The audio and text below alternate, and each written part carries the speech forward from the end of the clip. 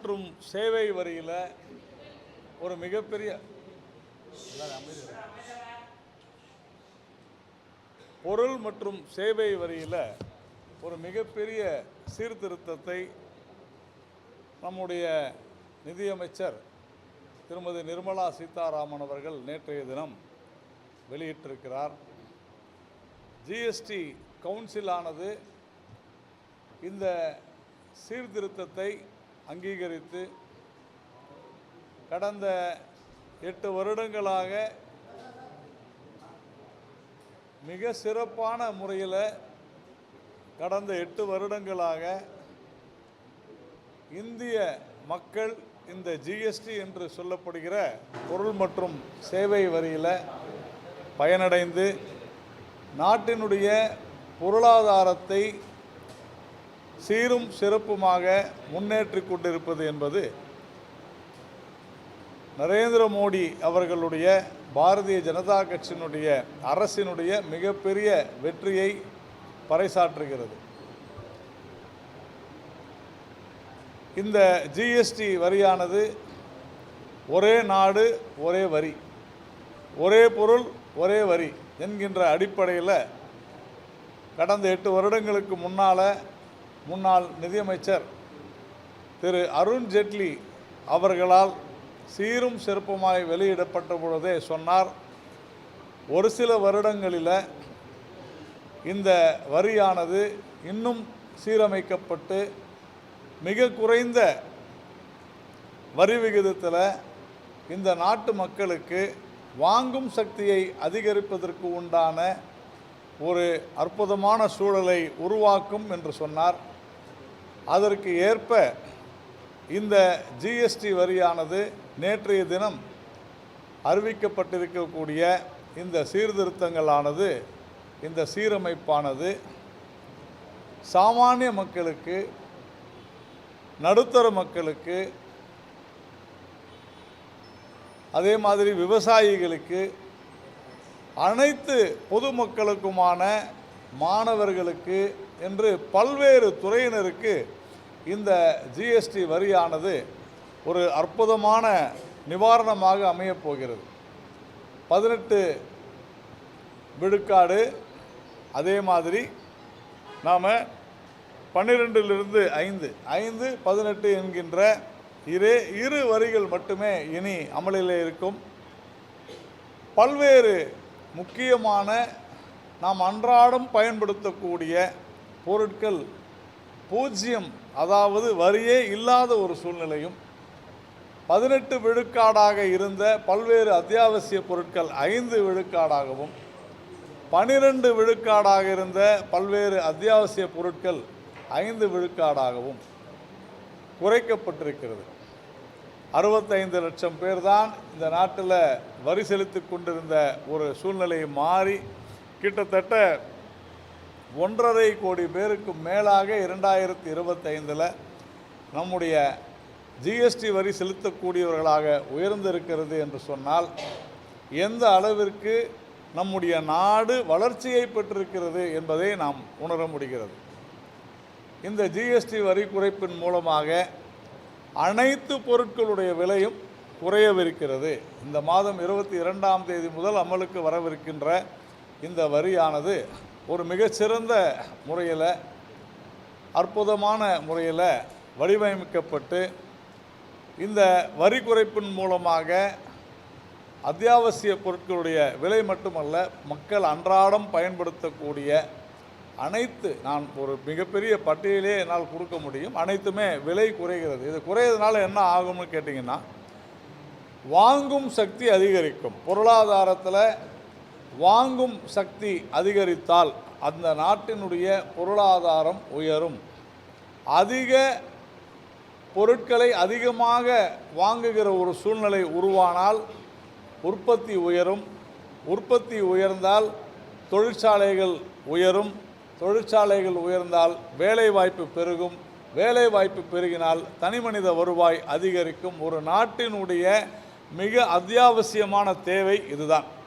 ஒரு அரசாங்கம் ஒரு தனி மனிதனை எல்லா வசதி வாய்ப்புகளையும் பெறக்கூடிய ஒரு சூழ்நிலையை உருவாக்கக்கூடிய நிர்வாகத்தை பெற்றிருக்க வேண்டும். அதைத்தான் நம்முடைய பிரதமர் திரு நரேந்திர மோடி அவர்கள் கடந்த சுதந்திர தினத்தன்று தீபாவளி பரிசாக நான் ஜிஎஸ்டி வரியினை குறைக்கவிருக்கிறேன் என்று சொன்ன பொழுது உண்மையிலேயே அது குறித்து பல்வேறு விமர்சனங்கள் எழுந்த நிலையிலும் கூட இன்றைக்கு மிக அற்புதமாக பல்வேறு ஒரு பட்டியலை நாம் வெளியிட்டிருக்கிறார்கள். அதில் மிக குறிப்பாக நாம் சொல்ல வேண்டும் என்றால் பதப்படுத்தப்பட்ட பாலுக்கு இனிமேல் வரி இல்லை என்கிற மிக முக்கியமான விஷயம். சாதாரண மக்கள் சாப்பிடக்கூடிய பரோட்டாவுக்கு இனிமேல் வரி இல்லை. அதே மாதிரி நிறைய இப்போ ட்ரை ஃப்ரூட்ஸ் நம்ம பார்க்குறோம். இது என்ன காரணம்னா கடந்த 10 வருடங்களாகத்தான் இந்த ட்ரை ஃப்ரூட்ஸ் என்பது நம்ம எல்லாருக்கும் தெரியும். நான் எளிமையாக சொல்ல வேண்டும் என்பதற்காக சொல்கிறேன். அதிகமாக நம்முடைய நாட்டிலே மக்கள் இதை எடுத்துக்கொள்ளும் வழக்கம் இருக்குது. காரணம் அதிக உற்பத்தி ஆகி கொண்டிருக்கிறது. இந்த ட்ரை ஃப்ரூட்ஸ் இது 12லிருந்து 5 விழுக்காடாக குறைந்திருக்கிறது. உலர் பழங்கள் 12லிருந்து 5 விழுக்காடாக குறைந்திருக்கிறது. தாவர வெண்ணெய், பதப்படுத்தப்பட்ட இறைச்சி 5 விழுக்காடாக குறைக்கப்பட்டிருக்கிறது. நான் உணவு சார்ந்த விஷயங்களை தான் இப்போது சொல்லிக் கொண்டிருக்கிறேன். ஐஸ்கிரீம் மக்கள் அதிகமாக விரும்பி உண்கிறார்கள். டைரி ப்ராடக்ட்ஸ், பால் சம்பந்தப்பட்ட உற்பத்தி அதிகரித்திருக்கிறது. அதனால் ஐஸ்கிரீம் பார்த்தீங்கன்னாக்க 18 விழுக்காடிலிருந்து 5 விழுக்காடாக குறைந்திருக்கிறது.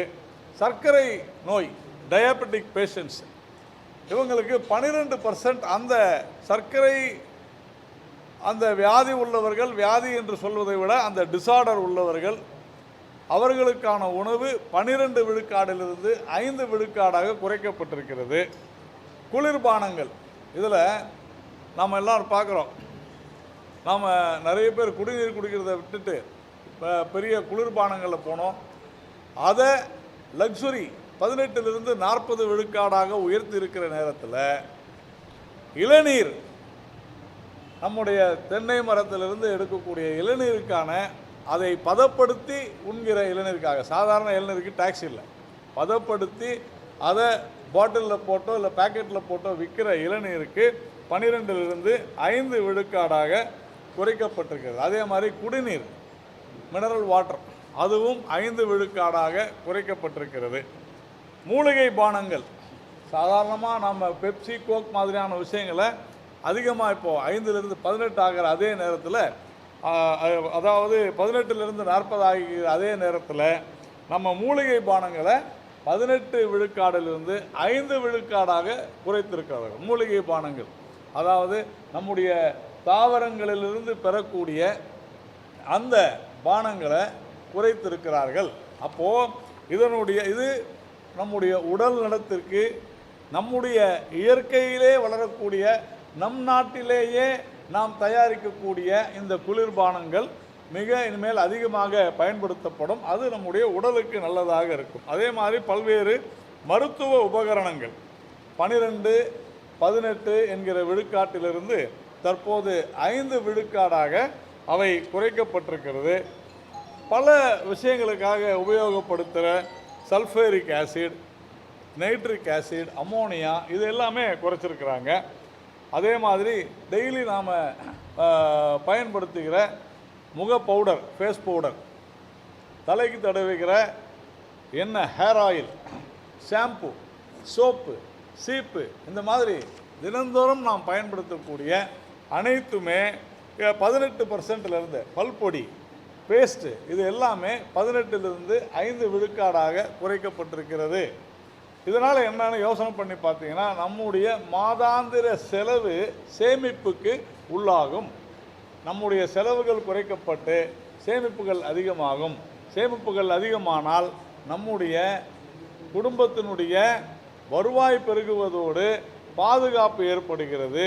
பேங்க்கில் நிறைய பணம் போடலாம், மக்களுக்கு அதிகமான விஷயங்கள் செய்யப்படும். அதே மாதிரி ஜவுளி பொருட்கள், பெரும்பாலான ஜவுளி பொருட்கள் 12 விழுக்காட்டிலிருந்து 5 விழுக்காடாக குறைக்கப்பட்டிருக்கிறது.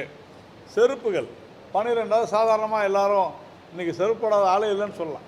12லிருந்து 5 விழுக்காடாக குறைக்கப்பட்டிருக்கிறது. பசங்க ஸ்கூலில் பயன்படுத்துகிற ரப்பர், ஷார்ப்னர், இதுக்கெல்லாம் 0% வரி, அதாவது வரியே இல்லை. அதே மாதிரி இந்த நாடு ஒரு மிகப்பெரிய 500 கிகாவாட் மின்சாரத்தை நோக்கி நாம் சென்று கொண்டிருக்கிறோம். ரெனியூவபிள் எனர்ஜி, மாற்று எரிசக்தியில். மாற்று எரிசக்திக்கான பல்வேறு உபகரணங்கள், சூரிய மின்சக்தி ஹீட்டர்கள், சூரிய அடுப்புகள், இதெல்லாம் 12லிருந்து 5 விழுக்காடாக குறைக்கப்பட்டிருக்கிறது. விவசாயத்திற்கு பயன்படக்கூடிய உரங்கள், ஃபெர்டிலைசர்ஸ், இது 18, 12ஆக இருந்ததெல்லாம் இப்பொழுது 5 விழுக்காடாக குறைக்கப்பட்டிருக்கிறது. விவசாயத்திற்கு பயன்படுத்தக்கூடிய டிராக்டர் டயர்கள், டியூபுகள், இவைகள் எல்லாமே 18லிருந்து 5 விழுக்காடாக, குறிப்பாக விவசாயத்திற்கு பயன்படக்கூடிய அனைத்து பொருட்களுமே 5 விழுக்காட்டாக அந்த உபகரணங்கள் எல்லாமே குறைக்கப்பட்டிருப்பதன் மூலமாக நம்முடைய நாட்டினுடைய விவசாய உற்பத்தி அதிகரிக்கும். விவசாய உற்பத்தி அதிகரிக்கும் பொழுது நம்மளுடைய ஜிடிபி மிக அதிக அளவில் அதிகப்பட்டு வளர்ந்து அது இந்த நாட்டினுடைய பொருளாதார வளர்ச்சிக்கு ஒரு மிகப்பெரிய துணையாக இருக்க போகிறது. அதே மாதிரி எல்பிஜி மூலமாக இயங்கக்கூடிய வாகனங்கள், சிறிய கார்கள், சாதாரண கார்கள்லாம் பார்த்திங்கன்னா இன்றைக்கி 18% அதுக்கு அந்த 18%க்கு வந்துருச்சு. ஆனால் அதே சமயம் சொந்த உபயோகத்திற்காக யாருன்னா விமானம் வாங்கினா அவர்களுக்கு 28லிருந்து 40% அதிகமாயிருச்சு. அதே மாதிரி சூதாட்ட விடுதிகள், மணமகிழ் மன்றங்கள், கேசினோஸ் சில மாநிலங்கள் இருக்குது. இதுக்கெல்லாம் 40% விழுக்காடு வரி விதிக்கப்படுகிறது. அதே மாதிரி விளையாட்டு சாமான்கள், நம்ம ஒலிம்பிக்கே நம்ம நடத்த போகிறோம்னு சொல்கிறோம், அதை ஊக்குவிக்கும் விதமாக விளையாட்டு சாமான்கள் 5 விழுக்காடாக 12லிருந்து 5 விழுக்காடாக குறைக்கப்பட்டிருக்கிறது. தோல்துறை வரி விகிதம் 12லிருந்து 5ஆக குறைக்கப்படுகிறது. அதே மாதிரி கன்ஸ்ட்ரக்ஷன் ஆக்டிவிட்டி, கட்டுமானம், இதில் மிக முக்கியமாக இன்றைக்கி எவ்வளோ ஒரு சேலஞ்சிங்காக இருக்கக்கூடிய இந்த விஷயம், இதில் சிமெண்ட்டு, மணல் சுண்ணாம்பு போன்றவைகளெல்லாம் இன்றைக்கி கிட்டத்தட்ட 28லிருந்து 18ஆகவும் 12லிருந்து 5ஆகவும் குறைக்கப்படுகிறது. அதனால் கட்டுமான பணிகள் வேகமுறும், மக்கள் அனைவருக்கும் வீடு அப்படின்ற அந்த கனவை நனவாக்கி கொள்வதற்கான ஒரு மிக அரிய சந்தர்ப்பமாக இருக்கிறது. மிக மிக முக்கியமானது, நீண்ட நாளாக கோரிக்கை விடுத்து கொண்டிருந்த ஆயுள் காப்பீடு, மருத்துவ காப்பீடு, இவைகளெல்லாம் இனிமேல் வரிகளே இல்லை என்கின்ற ஒரு அற்புதமான ஒரு விஷயத்தை இந்த ஜிஎஸ்டியினுடைய மறுசீரமைப்பில் நாம் சொல்லியிருக்கிறோம்.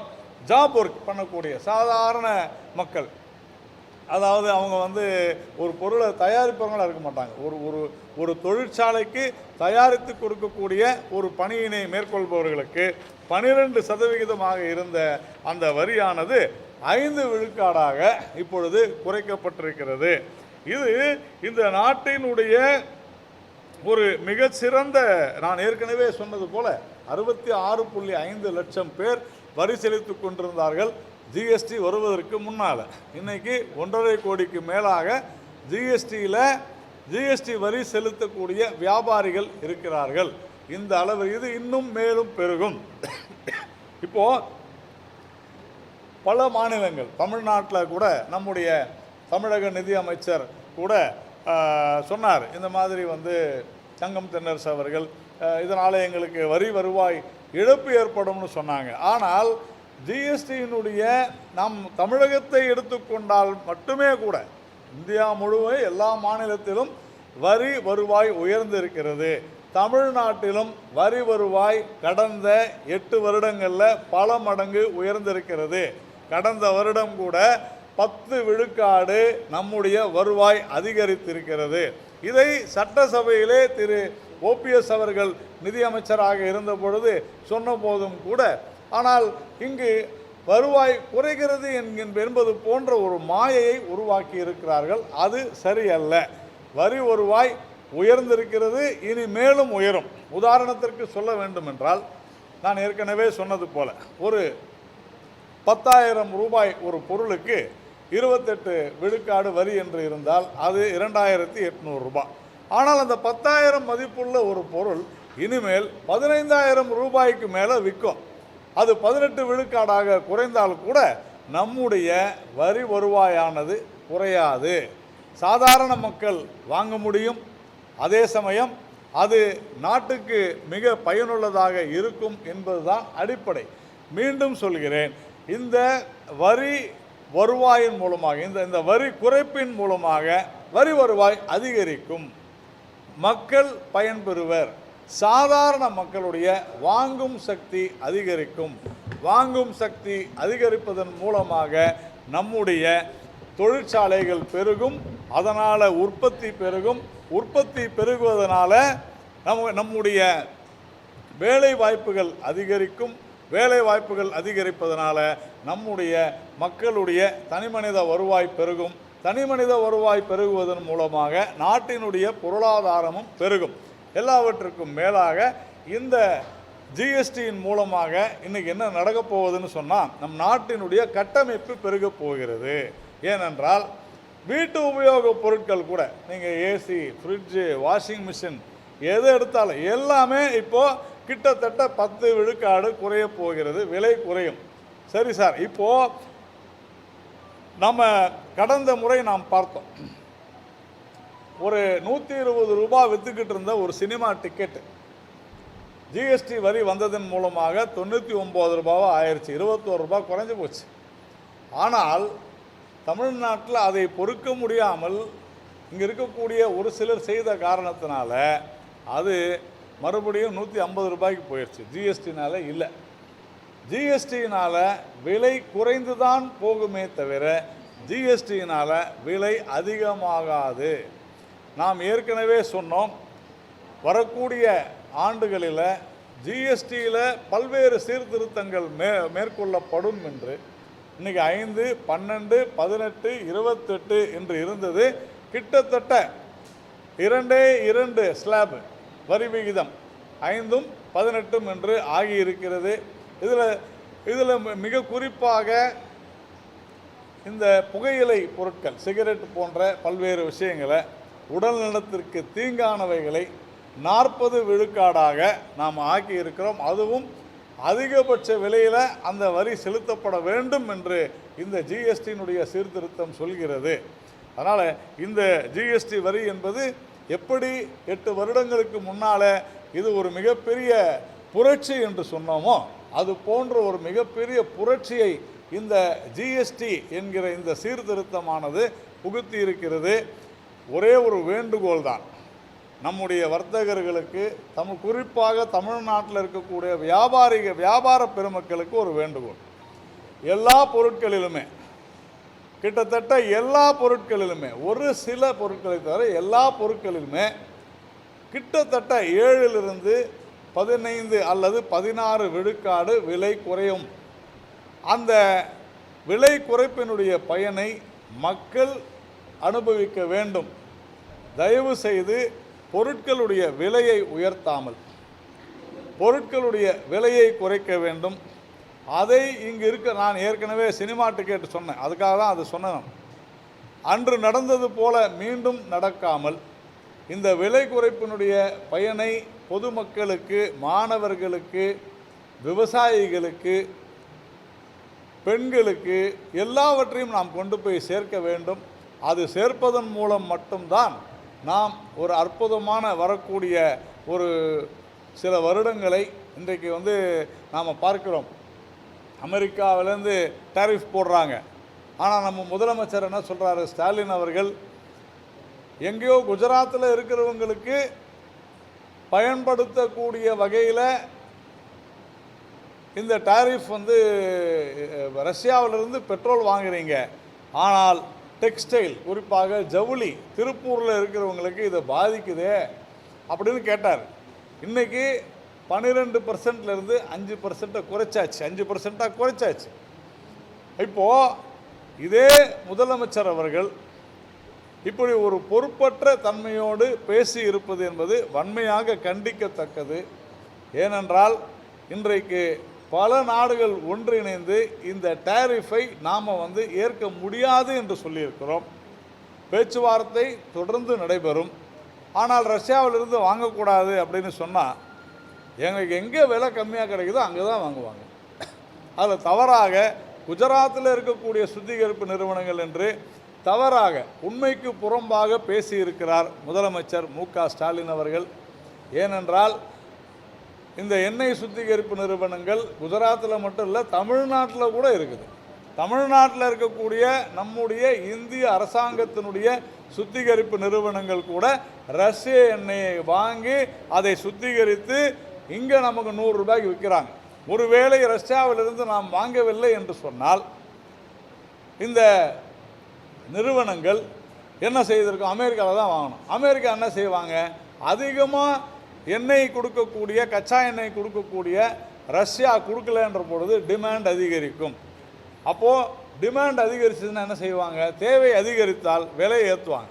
ஸோ இன்றைக்கி நம்ம ரஷ்யாவிலேருந்து வாங்கியிருக்கலன்னு சொன்னாக்க அமெரிக்காவில் அந்த கச்சாயினுடைய விலை உயர்த்தி இருப்பார்கள். இன்றைக்கி நாம் 200 ரூபாய்க்கு நாம் பெட்ரோல் போடக்கூடிய சூழ்நிலை இருக்குது. அப்போ முதலமைச்சர் ஸ்டாலின் அவர்கள் ரஷ்யாவிலிருந்து எண்ணெய் வாங்குவதனால்தான் இந்த பிரச்சனை என்று சொல்கிறார் என்றால், அமெரிக்காவில் வாங்கணும்னா 200 ரூபாய்க்கு பெட்ரோல் விற்றா பரவாயில்லைன்னு சொல்கிறாரா அப்படின்றது தான் நம்முடைய கேள்வி. முதலமைச்சர் மு.க.ஸ்டாலின் அவர்களுக்கு பொருளாதாரம் தெரியவில்லை என்று சொன்னால் இந்திய அரசிடம் அந்த பொருளாதாரத்தை கற்றுக்கொள்ள வேண்டும். அதை விடுத்து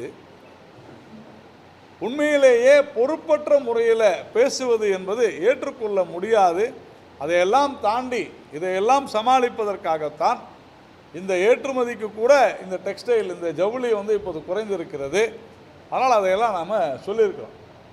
மூன்றாவதாக ஒரு விஷயம், நேற்றைய தினம் நாம் பார்த்தோம், திண்டிவனத்தில் ஒரு அரசு ஊழியர், அந்த அரசு ஊழியர் திராவிட முன்னேற்ற கழகத்தினுடைய கவுன்சிலர் காலில் விழுந்து மன்னிப்பு கேட்கக்கூடிய ஒரு கட்டாயத்தை உருவாக்கி இருக்கிறார்கள்.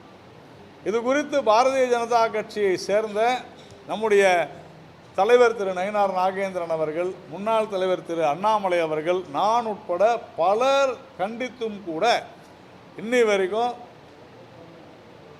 திமுக கூட்டணியை சேர்ந்தவர்கள் வாய் திறக்காமல் அமைதியாக இருக்கிறார். திருமாவளவன் அவர்களை காணும்.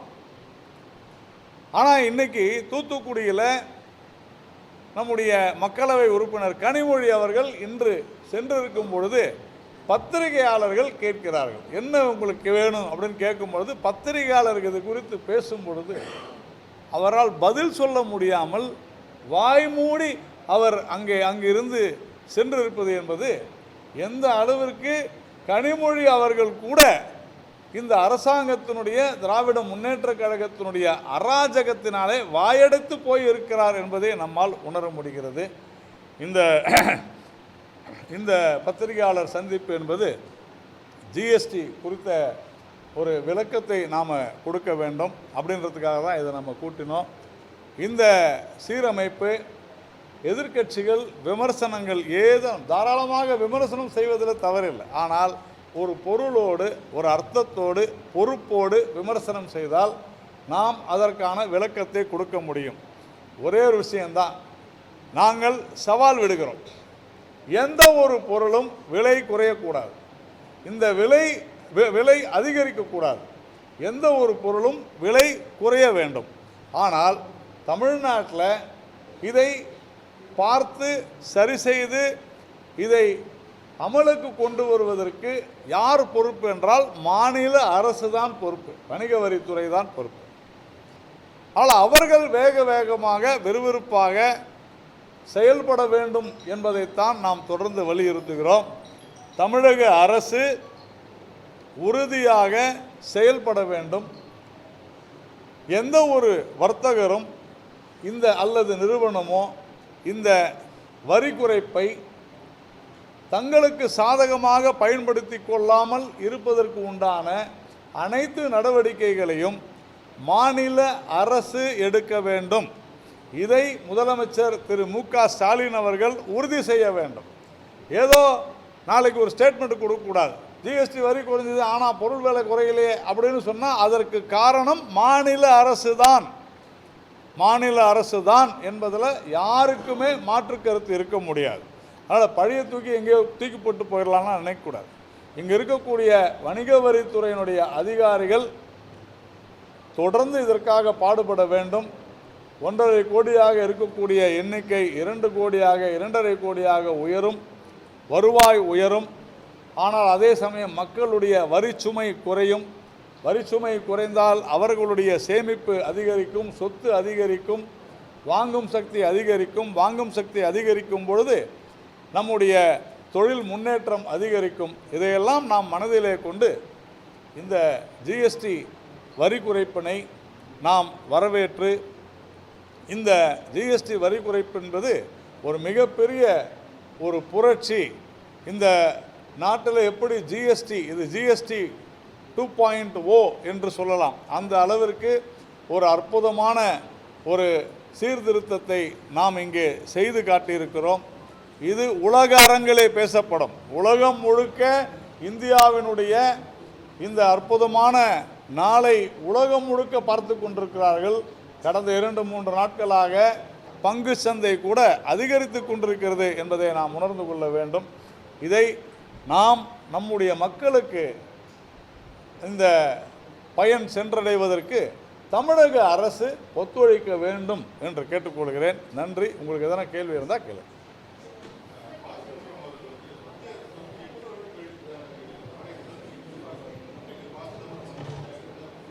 சார், 2001 அடல் பிஹாரி வாஜ்பாய் அவர்கள் பிரதமராக இருந்த பொழுதுதான் ஜிஎஸ்டி குறித்து முதல்ல அதற்கான ஒரு குழு அமைக்கப்பட்டது.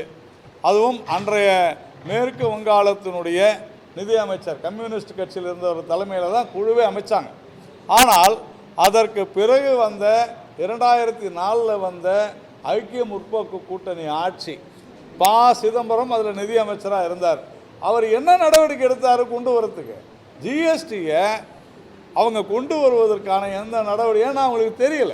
விஷயம் என்னன்னா, எப்படி ஜிஎஸ்டியை அமுல்படுத்த வேண்டும் என்றே தெரியாத சிதம்பரம் 2017 ஜிஎஸ்டியை நாம் அமல்படுத்திய பிறகு அதற்கு பின்னர் மாற்றங்கள் வரும். அதாவது நான் ஏற்கனவே உங்களுக்கு சொன்னேன், அன்றைக்கி இருந்த டேக்ஸ் பேஸ் என்ன, யார் எவ்வளோ பேர் இருக்கிறாங்க, அப்புறமா அது அதிகமாகும் போது வரி குறையும் என்பதையெல்லாம் மிக தெளிவாக சிதம்பரத்திற்கு புரிவது போல நம்முடைய நிதியமைச்சர் திரு அருண்ஜேட்லி அவர்கள் சொன்னார். இப்பொழுது திரு சிதம்பரம் இவ்வளோ நாள் கழித்து இது சொல்கிறாங்க அப்படின்னு சொன்னார்னா அவருக்கு வயதாகி விட்டது. அருண்ஜேட்லி அவர்கள் சொன்னதை அவர் சரியாக கவனிக்கவில்லை, அல்லது கவனித்தும் அவருடைய மூப்பின் காரணமாக மறந்து விட்டார் என்பதுதான் நம்ம பொருளாக எடுத்துக்கொள்ள முடியும்.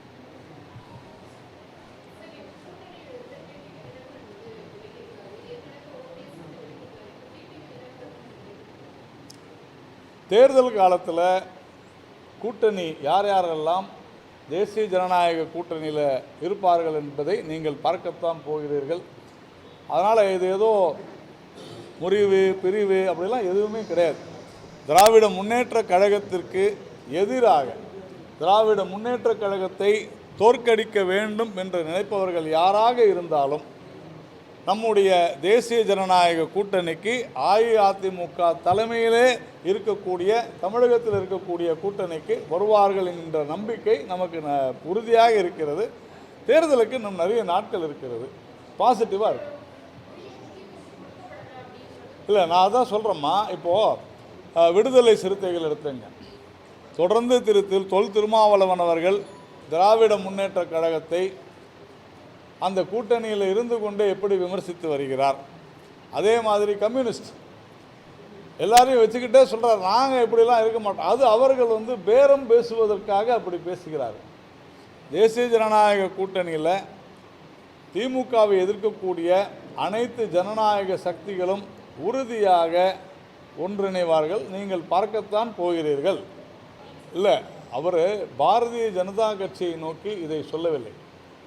நான் அதற்கு பதில் சொல்ல வேண்டிய அவசியமும் இல்லை. ஆனாலும் நான் சொல்வது என்னவென்றால், ஒரு கூட்டணின்னு சொன்னால் அதில் சில கருத்து வேறுபாடுகள் வரதான் செய்யும்.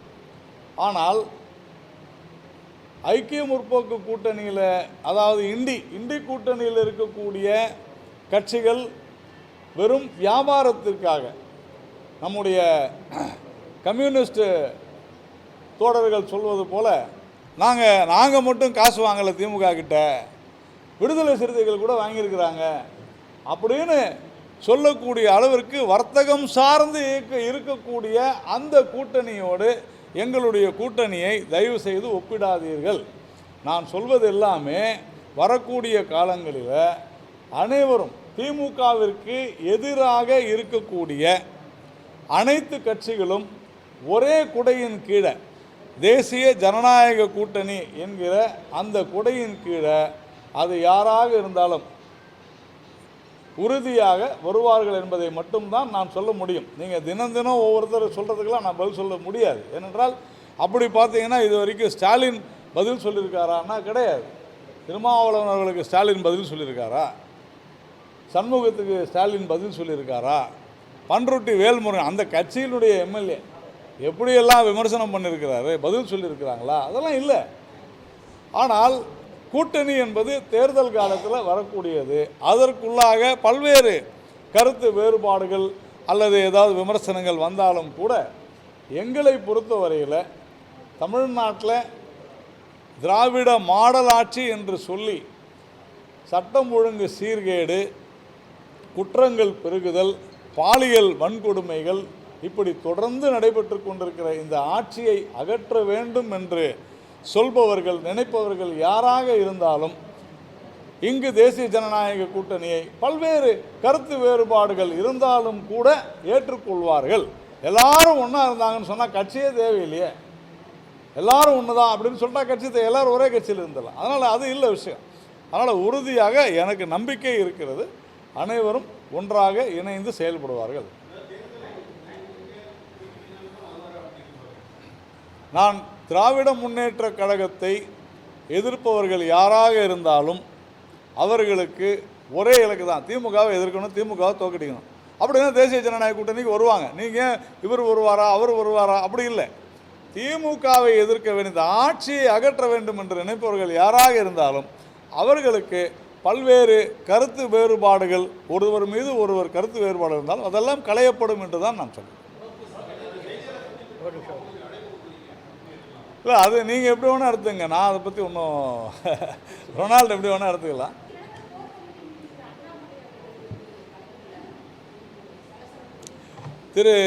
நேற்று நடந்த ஒரு முக்கியமான ஒரு கூட்டத்தில் டெல்லியில் என்ன பேசினார்கள் அப்படின்னு நிறைய பேர் இன்றைக்கி யூகத்தின் அடிப்படையில் பல்வேறு பத்திரிகைகளில் நீங்கள் கேட்ட கேள்விக்கு அதோடு சேர்த்து இதை சொல்லிடுறேன்.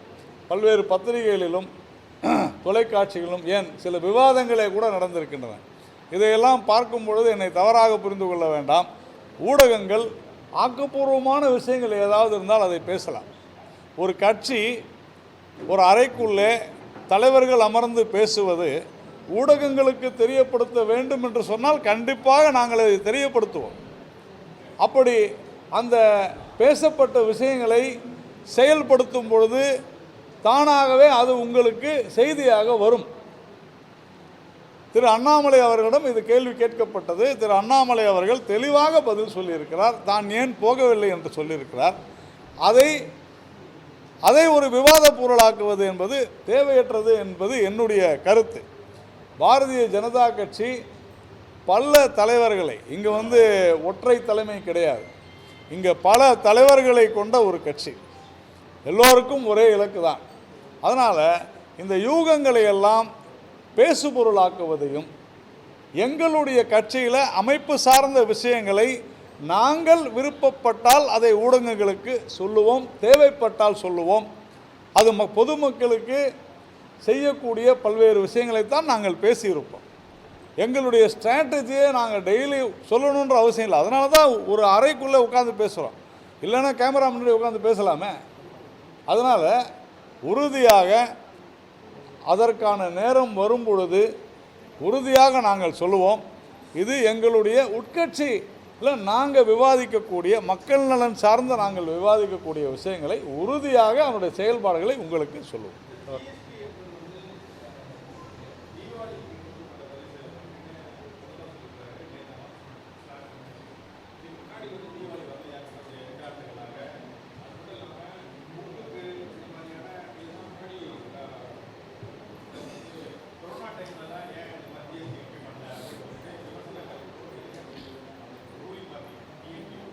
அதான் நான் ஏற்கனவே சொன்னேன்.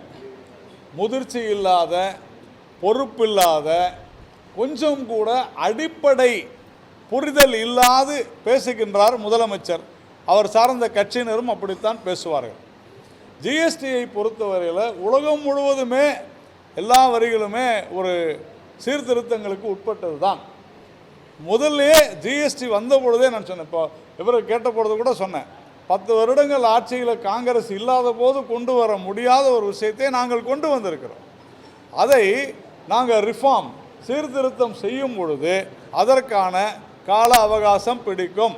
67 லட்சமாக இருந்த டாக்ஸ் பேயர்ஸ் பேஸ் வரி செலுத்துவோருடைய எண்ணிக்கை இன்னைக்கு 1.5 கோடியாக உயர்ந்தது. எதனால்?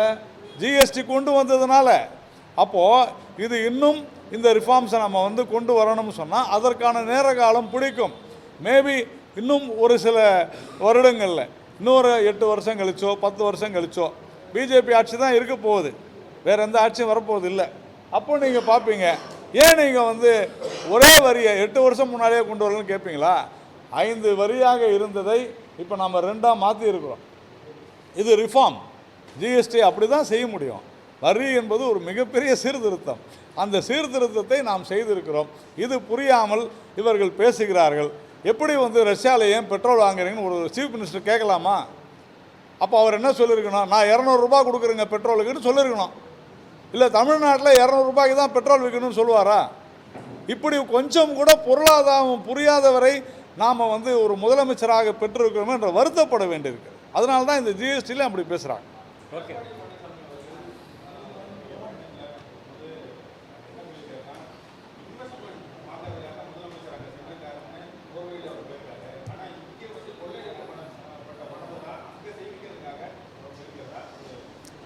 என்னை பொறுத்தவரையில் முதலமைச்சர் மு.க. ஸ்டாலின் அவர்கள் இதுவரையிலும் பல இடங்கள், பல நாடுகளுக்கு சென்றார். ஸ்பெயினுக்கு போனார், அமெரிக்கா போனார், துபாய்க்கு போனார், சிங்கப்பூர் போனார். ஆனால் எங்கே போயும் எந்த விதமான ஒரு இன்வெஸ்ட்மெண்ட்டையும் முதலீடையும் கொண்டு வரலன்றது தான் உண்மை. இன்றைக்கி எங்கேருந்து வந்துச்சு? இன்றைக்கி சொல்கிறாங்க, நான் லண்டனுக்கு போனேன், ரெனியூபிள் எனர்ஜி. இதுக்கெல்லாம் கொள்கை யார் படிக்கிறாங்க?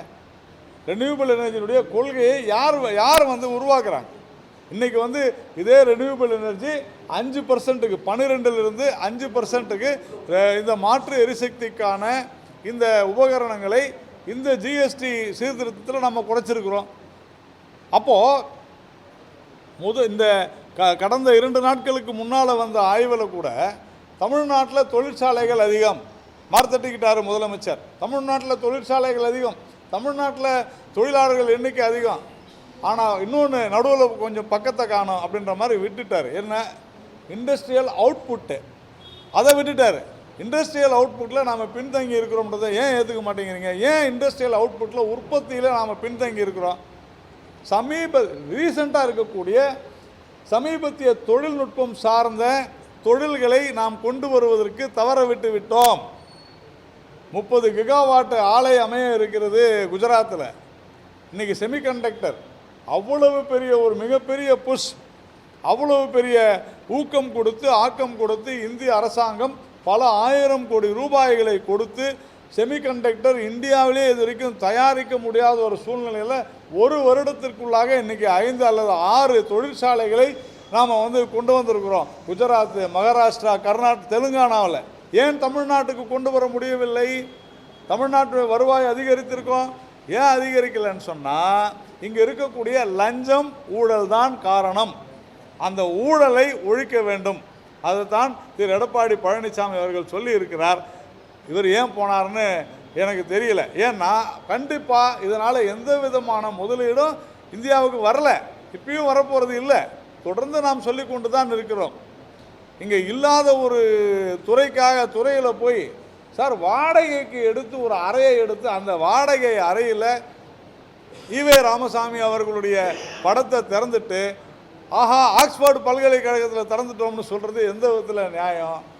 இன்றைக்கி நாங்கள் பணம் கொடுத்தோம், அந்த துறை அந்த பிரிவையே மூடிட்டாங்க. அக்டோபர் 2024 இவர் எந்த பிரிவுக்கு போய் நான் ஈவே ராமசாமி அவர்களுடைய, அதாவது பெரியார் அவருடைய பட உருவத்தை திறந்து வைத்தேன் என்று சொன்னாரோ அது வாடகைக்கு எடுக்கப்பட்ட ஒரு திமுக வாடகைக்கு எடுத்துருக்காங்க. வாடகைக்கு எடுத்து அந்த இடத்துல நாங்கள் இப்போ அந்த இடத்துல போய் ஃபோட்டோ எடுத்தா பாருங்க இருக்காது. அந்த லைப்ரரி வந்து அப்படி பேசுகிறாரு. அந்த லைப்ரரியில் இருக்கிறவங்க தெளிவாக சொல்கிறாங்க. ஒரு மூத்த, நான் பெயர் சொல்ல விரும்பவில்லை, ஒரு மூத்த ஜேர்னலிஸ்ட், தமிழ்நாட்டினுடைய ஒரு மூத்த பத்திரிகையாளர் என்னிடம் சொன்னார். அவர் அங்கு சென்றிருந்த போது அந்த புத்தகங்களை எப்படியாவது தமிழ் புத்தகங்களை எடுத்து சென்று விட முடியுமான்னு பாருங்கள், எங்களால் அதை வச்சுக்கிட்டு என்ன செய்யறதுன்னு தெரில அப்படின்னாலாம். நான் என்ன கேட்குறேன், முதலமைச்சர் அவர்கள் அதை புரிந்து கொண்டு அந்த புத்தகங்களை, பெரிய பொக்கிஷன் தானே, அதை கொண்டு வரதுக்கு உண்டான முயற்சி செஞ்சுருக்கலாம்ல. எல்லாத்தையும் விட சமூக ஊடகங்களில் திமுகவினுடைய மிக மோசமான ஒரு நடவடிக்கையை பாருங்கள். நான் திரு அண்ணாமலை அவர்கள், திரு நயினார் நாகேந்திரன் அவர்கள் எல்லாருமே இது குறித்து பதிவு போட்டோம். எங்களுடைய சமூக ஊடகங்களில், வலைதளத்தில் போட்டோம். இந்த மாதிரி நீங்கள் ஈவேரா அவருடைய படத்தை திறந்து வைப்பதாக சொல்லப்படக்கூடிய அந்த துறையே இப்பொழுது இல்லை. ஆனால் ஏதோ நீங்கள் வளர்த்துட்டு தான் சொல்கிறீங்களே அப்படின்னு கேட்ட பொழுது திமுகவினுடைய சமூக வலைதளங்களில் அவங்க ஐடி டிபார்ட்மெண்ட்லேருந்து ஒரு பதிவு போடுறாங்க. என்னன்னு, ஒரு ஜிஓ, அரசு உத்தரவு, அதில் இவங்களுக்கு வந்து கடந்த மாதம் பணம் சாங்ஷன் பண்ணிட்டு தான், அனுமதித்து விட்டதாக ஒரு பதிவு. இதுவரையிலும் அரசாங்கத்துக்கிட்ட இருந்து அந்த மாதிரியான பதிவு இல்லை, முதலமைச்சர்கிட்ட இருந்தும் இல்லை. சரி, அதுதான் பரவாயில்ல. அது யாருக்கு கடிதம் எழுதியிருக்காங்க தெரியுமா? முதலமைச்சர்கிட்ட ஒருத்தர் வந்து தமிழில் பேசினார் பாருங்க, ஒரு ஜெர்மன், நீங்கள் பார்த்துருப்பீங்க அந்த வீடியோ. அவருக்கு எழுதுகிறாங்க அந்த கடிதத்தை. யாருக்கு எழுதணும்? அந்த பல்கலைக்கழகத்துக்கு எழுதணும், ஒரு வேளை நீங்கள் போட்டிருந்தீங்கன்னா. ஆனால் அந்த நபரே இப்போ இல்லை, அந்த நபரே அந்த பணியிலே இல்லை. அவர் கான்ட்ராக்டு 2024 அக்டோபரோட முடிஞ்சு போச்சு. அவர் அங்கே போய் பேசுகிறாரு, நான் இங்கு தமிழ் ஆசிரியராக உரையாற்றுகிறேன், பணிபுரிகிறேன். என்ன பணிபுரிகிறார்? இல்லை, பணியிலே இல்லையே, அவருடைய கான்ட்ராக்டே முடிஞ்சு போச்சு. இந்த அளவிற்கு ஒரு பித்தலாட்டத்தை, ஒரு நாடகத்தை மிக சரியாக அரங்கேற்றிக் கொண்டிருக்கிறார்கள் உடன்பிறப்புகள்.